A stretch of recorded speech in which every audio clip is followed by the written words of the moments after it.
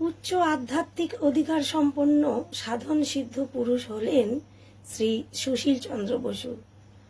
তিনি ক্যালকাটা ইউনিভার্সিটি থেকে দর্শন শাস্ত্রে মাস্টার্স করার পর বোনের বাড়ি গিয়েছেন একবার বেড়াতে।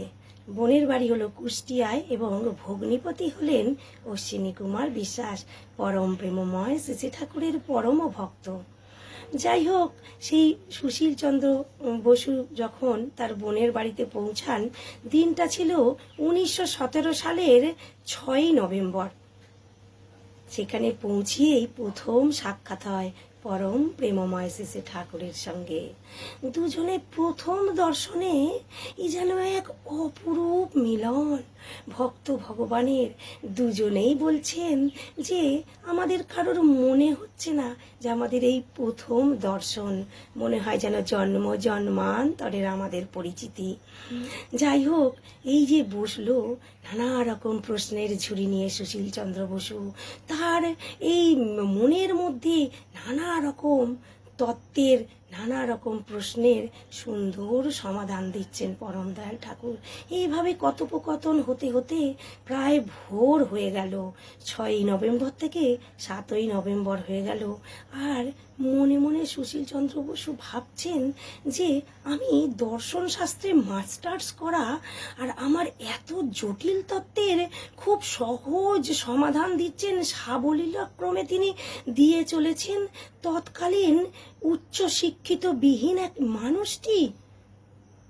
তাই তিনি তার প্রেমে পড়ে যান প্রথম দর্শনে এবং ওই ভোর হয়ে যায়। তখন হয়ে গিয়ে সেই দিনটা হয়ে যায় 7ই নভেম্বর, তার দীক্ষা হয়। তিনি তখন বলেন আমি দীক্ষা নেব।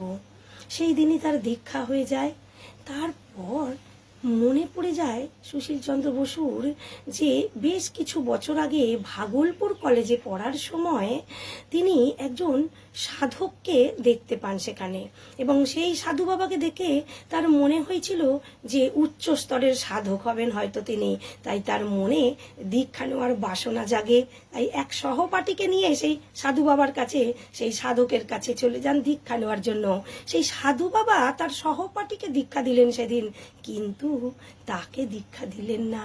তিনি উল্টে বললেন যে তোমার দীক্ষা যিনি দেবেন, যিনি তোমার গুরু হবেন, তার সঙ্গে আজ থেকে ঠিক 4 বছর পর তার সঙ্গে তোমার সাক্ষাৎ হবে। অবাক হয়ে গেলেন এই কথাগুলো যখন মনে পড়ল সুশীল চন্দ্র বসুর। তিনি বিস্ময়ে অবাক হয়ে গেলেন যে ঠিক 4 বছর তো, তাই 4 বছর আগে অর্থাৎ 1913 সালের 6ই নভেম্বর সেই সাধু বাবা এই কথাগুলো বলেছিলেন যে 4 বছর পর দেখা হবে তার গুরুর সঙ্গে। আর ঠিক তাই 1917 সালের 6ই নভেম্বর দেখা এবং 7ই নভেম্বর দীক্ষা হয়। যাই হোক, তিনি তখন মনে মনে ভাবলেন যে সত্যি তাই, সদ্গুরুকে পাওয়া পূর্ব নির্ধারিত, আগে থেকেই কিন্তু নির্ধারণ করা থাকে যে সদ্গুরুকে কে কোন দিনে পাবেন। তার কারণটা হলো যে কলেজে পড়াকালীন, কলকাতায় থাকাকালীন শ্রী শ্রী সারদা মায়ের সঙ্গে তার সাক্ষাৎ হয় এবং সেই তৎকালীন রামকৃষ্ণ মিশনের প্রেসিডেন্ট ছিলেন রাখাল মহারাজ, তার সঙ্গে প্রচণ্ড ঘনিষ্ঠ সম্পর্ক তৈরি হয়। এত কিছু থাকা সত্ত্বেও তিনি বেলুড় মঠের দীক্ষা না নিয়ে পরম দয়াল শ্রী শ্রী ঠাকুর অনুকূল চন্দ্রের দীক্ষা কেন নিলেন? সত্যি তো সব কিছুই পূর্ব নির্ধারিত। আর এখানে আর একটা কথা বলে রাখি যে দীক্ষা মানে তো ভাবি নবজন্ম। সত্যি সুশীল চন্দ্র বসুর বোধহয় নবজন্ম হয়েছিল ওই একই তারিখে, কারণ 1890 সালের 7ই নভেম্বর তার জন্মদিন। আর ঠিক 1917 সালের 7ই নভেম্বর তার নবজন্ম হলো, অর্থাৎ সদমন্ত্রে তিনি দীক্ষা নিলেন।